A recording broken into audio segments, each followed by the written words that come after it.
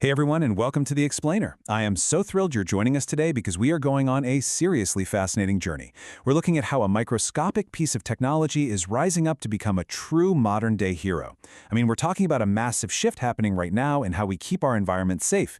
We're moving away from toxic, hazardous chemicals and heavy metals and replacing them with, get this, pure, concentrated light. Today, we're breaking down the incredible engineering behind this whole shift, and we're going to be using plenty of photos and diagrams to make the complex biology and physics super easy to understand. Now you might be wondering, how can a tiny light bulb safely purify our water and air? It's a pretty compelling question, right? When we think of heavy-duty sanitation, cleaning our drinking water, scrubbing the air in hospitals, or even wiping down kitchen surfaces, we usually picture bleach, harsh chemical sprays, or these massive, bulky industrial machines. But what if I told you we could destroy invisible airborne threats and microscopic pathogens without using a single drop of harmful chemicals? What if the ultimate weapon against a virus is actually just a tiny, incredibly engineered light bulb? Well, to understand why this is such a game changer, we kind of have to look back at the very recent past. All right, let's talk about 2020. It was a massive turning point for global health, but actually not just for the reasons you might immediately think of. You see, back in 2013, the United Nations passed the Minamata Convention. This was an absolutely critical global agreement recognizing the severe neurological and environmental hazards of mercury. And this convention, it drew a hard line in the sand. It officially announced a total global ban on the production of mercury-containing products by the year 2020. This literally sparked an absolute panic in the sanitation industry. Suddenly, there was a desperate need for a new technological hero to step in. Section 1. Moving beyond mercury lamps. Okay, let's dive into this. For decades, the absolute industry standard for ultraviolet cleaning was the low-pressure mercury lamp. But when we compare them to the new tech, the differences are staggering. Traditional mercury vapor lamps are basically these bulky glass tubes.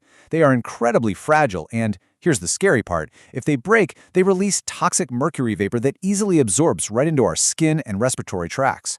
Plus, they require this long warm-up time and their lifespans are drastically reduced every single time you turn them on and off. Enter our hero, UVC light-emitting diodes, or LEDs. They are incredibly compact, completely mercury-free, totally eco-friendly. They turn on instantly with zero warm-up time, and you can cycle them on and off an unlimited number of times without degrading their lifespan. It's a total paradigm shift. Section 2. How UVC destroys pathogens. So to understand this microscopic biological warfare, we first have to define our ammunition. If you look at the electromagnetic spectrum, ultraviolet light sits right between the visible light we can see and X-rays. But UV light is broken down into different bands. We have UVA and UVB, which, cause sunburns. But then we have UVC, specifically the wavelengths between 200 and 280 nanometers. This very specific band of light is known as the germicidal zone. And here is a wild fact. The Earth's ozone layer actually completely blocks natural UVC from the sun, which means bacteria and viruses down here on Earth never evolved any natural defense against it. They are completely vulnerable. This brilliantly illustrates exactly what happens when UVC light hits a pathogen. Honestly, it's a lot like breaking a microscopic zipper. The UVC photons effortlessly penetrate the cell walls of bacteria, mold, and viruses. And yes, that includes airborne viruses like COVID-19. Once it gets inside, the light targets the microorganism's DNA and RNA. It disrupts the base pairing. So imagine breaking the teeth off that genetic zipper, causing what scientists call pyrimidine dimers. In plain English, it completely trashes the microbe's genetic instruction manual. The virus or bacteria is rendered totally inactive. It literally cannot reproduce or spread infection. Section 3. Building a germ-killing LED. Now, building these tiny germ-killing LEDs, that means constructing microscopic semiconductor sandwiches out of advanced materials like aluminum gallium nitride. And it is incredibly difficult. Now, what's really interesting about this slide is the diagram on the bottom right labeled flip chip. This is pretty much the gold standard right now. Notice how the chip is literally flipped upside down compared to the older models. The actual light-emitting layer, that purple MQW strip there, is at the bottom. This brilliant design allows the UVC light to shoot straight up and out through the transparent sapphire substrate at the top.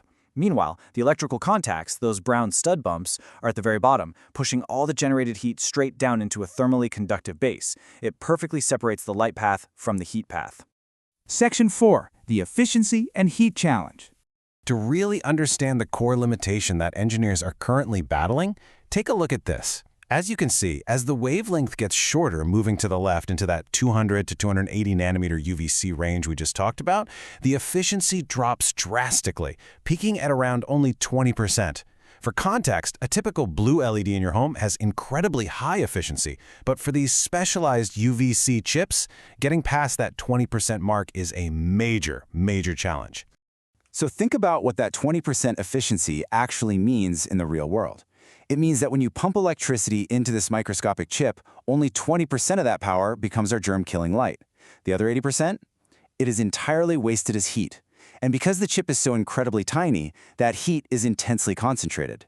If that heat isn't pulled away instantly, it will literally melt and destroy the LED from the inside out. This makes thermal management the absolute most critical part of the engineering process. It requires special submounts made of materials like aluminum nitride just to rapidly pull that device-killing heat away. Section 5. Designing real-world disinfection. Okay, so we have the microscopic chip, and we know we have to manage a ton of heat. But zooming back out, integrating these brilliant little LEDs into real-world chemical-free consumer devices is a massive balancing act. This flowchart beautifully illustrates that building something like a water waveguide purifier requires perfectly harmonizing optical science, thermal engineering, and biology. It's like a giant puzzle. You can't just slap a UVC LED into a plastic tube and call it a day.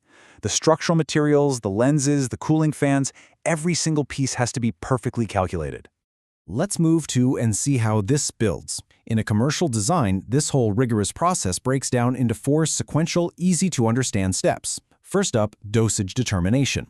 Engineers have to figure out exactly what specific microbe they're targeting and then calculate the exact intensity and time of light exposure needed to destroy its DNA. Second, electro-optical design. This is all about choosing the right LEDs and placing highly reflective materials around them so absolutely no light is wasted. Third, thermal design. Remember that 80% heat waste we talked about? Well, this is where they design the custom metal heat sinks and fans to keep the chips alive. And finally, microbial testing. They actually put the device in a lab with real pathogens to physically prove it safely and effectively sterilizes the environment. And you know what the incredible news is? This rigorous process is actually working. I absolutely love this quote from the researchers at Crystal IS because it really emphasizes the resolution of our tech hero's journey here.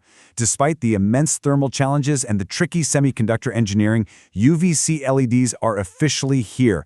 They provide more intense, targeted energy, and they are successfully replacing toxic, fragile mercury lamps in real-world applications today. They are literally making our water, our hospitals, and our homes vastly safer right now. Which leaves us with a truly exciting thought. We are really just at the very beginning of the UVC LED curve. As manufacturing improves, as efficiency goes up, and as that wasted heat goes down, these chips are going to become even smaller and far more powerful. We're looking at a future where toxic bleaches, harsh aerosols, and intensive chemical wiping routines might literally become a thing of the past. So I want to leave you with this. As this invisible light technology grows more ubiquitous, what harsh, toxic chemical cleaners could we completely eliminate from our lives next? Thank you so much for joining me on this explainer, and hey, keep questioning the science around you.